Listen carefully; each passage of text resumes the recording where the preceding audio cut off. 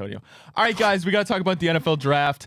This morning, Diana Rossini reported the Browns are potentially in talks with teams at the back of the end of the first round to trade in for potentially a quarterback, whether that's Shedeur, whether that's Jackson Dart, whether that's Jalen Milroe, whether it's somebody I have not mentioned yet, is to be seen. And also the Browns could still be involved, and it seems like they've always been linked to a Kirk Cousins trade. Welcome to draft season, boys. I mean, 48 hours out. Now we're in the thick of all the rumors. There's two pieces of me. There's two, like the angel on my shoulder and the devil on my shoulder. The devil on my shoulder is telling me that everybody knew that pretty much consensus top 5 picks. Titans going Cam Ward, Browns going Travis Hunter, 3 you're going Abdul Carter to the Giants, 4 the Patriots probably take Will Campbell, the offensive tackle, and the draft starts at 5. Do the Jags take Genty? What do the Jags do? A piece of me is wondering, did the NFL tell all of these networks, hey, stir some crap up. We need there to be a little bit of intrigue because the draft might not pick up until 8:45, 9 o'clock by the time the first 5 picks are done. However, this is how the draft goes. Like, this is the first draft, and Ryan, you read the stat on the show yesterday, like in decades that hasn't had like a 70s. trade involving a first round pick. So I think teams are eager to do stuff. I had heard at the combine that teams that were up top wanted to trade out. The issue was that there were no teams looking to trade in. I think that issue is still present. You probably have some teams that are interested in trading in now because they think that they could trade in on a super Costco budget price. I don't know what's going to happen. It seems like, though, guys, that the Browns have been more receptive to the trade out conversation than a team like the New York Giants, certainly than the Tennessee Titans, who said yesterday that they are not trading the number 1 overall pick. It seems like if somebody trades out in the top 3, it's going to be Cleveland.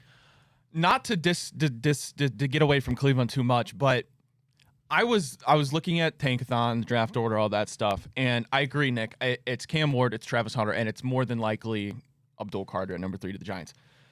And everybody's been linking a tackle to the Patriots at 4, Will Campbell, right? And I get that. You want to protect your new young quarterback.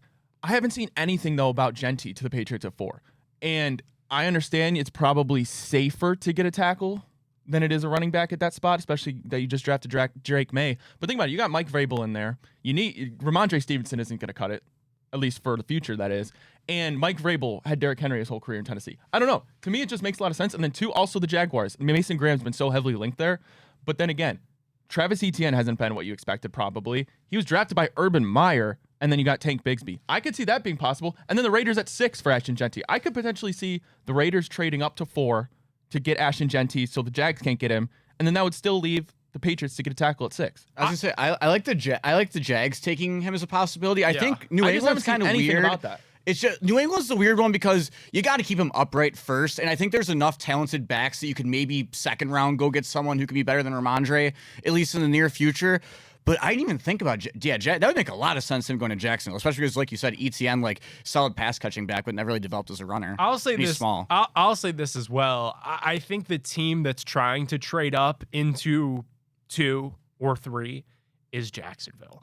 I think this kid GM wants to go out there and make a splash, similar to the movie Draft Day. You hire somebody, that just turned 30 years old. They want to prove that he belongs in this league. And I think you look at the Jags roster and you kind of scratch your head as to why they have the 5th pick. They've got talent on both sides of the ball and top end talent at that. They've had a couple of first round picks in a row. I think if the Jags got Travis Hunter, fell in love with Travis Hunter, traded up to 2, they could sell themselves and their fans on Trevor Lawrence, Travis Hunter being a 1-2 punch. I really think the Jags are the team that's trying to trade in with Cleveland at 2. And then you ask yourself, well, what's it take for the Browns to move off that 2nd overall pick? To me, it would look something like this. Cleveland would trade with Jacksonville. Jacksonville would get number 2 overall.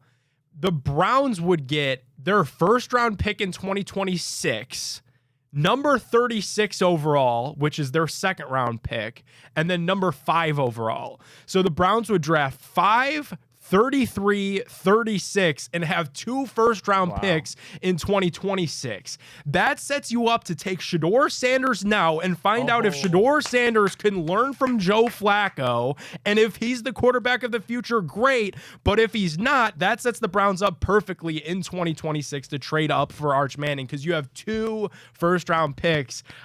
I think that there's some serious intrigue. Also, Andrew Berry, when Myles Garrett requested the trade, completely stomped it out. The same day, he was like, we're not trading Myles Garrett.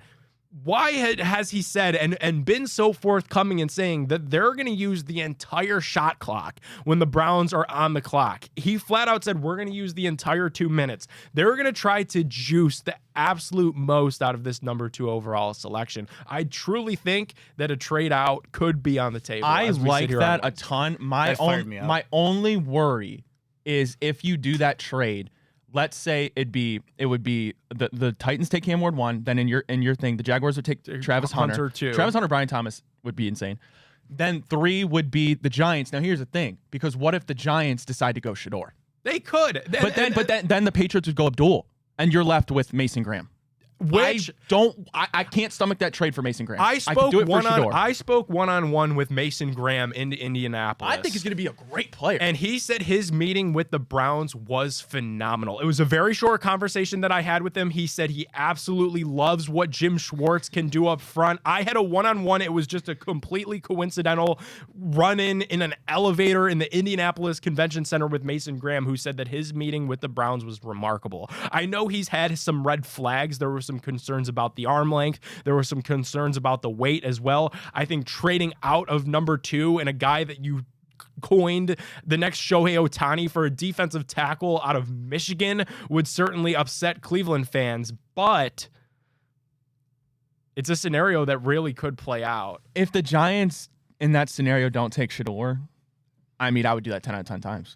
So where is Shedeur going in this scenario? That's the one place you lost. I mean, right now, you look at the odds right now. About at 5. No, I don't think Shedeur would be. No, I thought he was saying later. I think at 33, or you would have enough second round ammo to go back. Yeah. I mean, at that point, you would have so many top 100 picks. You would have 33, 36, 67, 94. That you package some of those up, and you could jump Pittsburgh. That's how you jump first next year. You could use one of them. And 2 first next year if you really got desperate. You could jump Pittsburgh and draft Shedeur Sanders in that world, and you wouldn't have to do it at 5. You look at the odds. The odds are currently even money, -110 for Shedeur Sanders to be a second-round pick. Todd McShay, one of the top draft nicks out there, just dropped his final mock draft Wednesday morning and said Shedeur Sanders to the Browns at 33 overall. So, like, Shedeur's slide is real, and I think the Browns could just decide, hey, we don't like a quarterback in this class. While Travis Hunter is the best prospect, you can't ignore the fact that there are questions, especially in this organization. Chad O'Shea has been the wide receiver coach ever since Kevin Stefanski's been the head coach. Name one receiver that the guy has developed. There hasn't been one. Likewise, on the defensive side of the football for the Browns defense, their specialty, it's not rushing the quarterback, it's not turnovers, it's miscommunications. So you're going to add a cornerback that's going to spend most of his time in the receiver room when you already have so many miscommunications defensively. It's not a surefire home run. It is the best player in the class, yes, but there are still questions that remain. If they decided to balk on this and to trade out to just obtain draft picks and assets, I don't think you could blame them for that. Well, I guess we have one more day till we see what comes to fruition. Madness. I can't tell you how excited I am. Madness. I never thought about that, trading back to the Jaguars number 5. I have to imagine that that's the team that's calling. Okay. I guess if we're making predictions, that's going to be my prediction. Is I really think something's going to happen where I think the Raiders trade to 4.